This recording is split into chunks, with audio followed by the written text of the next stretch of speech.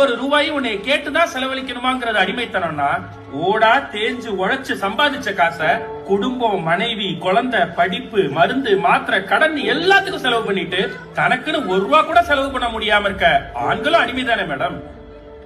நீ சம்பாதிக்கிற காசை நான் சுதந்திரமா செலவு பண்ண முடியலங்கிறத விட, நான் சம்பாதிக்கிறத நானே சுதந்திரமா செலவு பண்ண முடியலங்கிறது எவ்வளவு பெரிய குடும்பம் மேடம். இங்க ஆண்களுக்கு எங்க மேம் இருக்கு பினான்சியல் இண்டிபெண்டன்ஸ்? அது எப்படி மேடம்? இந்த நாட்டுல ஒரே ரூபாத்தால் தான், ஆனா அது பெண்கள் சம்பாதிக்கிறப்ப சாதனையாவும் ஆண்கள் சம்பாதிக்கிறப்ப கடமையாவும் பார்க்கப்படுது. நீ ஆம்பளை, நான் பொம்பளை, நீ எதுக்கு எனக்கு எழுந்து சீட்டு கொடுக்கணும் பஸ்ல? ஐயா சாமி, கல்யாண வாழ்க்கையில 50-50 ஒன்னே கிடையாது. நான் சமைக்கிறேன், நீ பாத்திரம் கழுவு, நான் இட்லி சுடுறேன், நீ சட்னி அரைச்சிருன்னு சொல்றதுல இல்ல மேம் 50-50.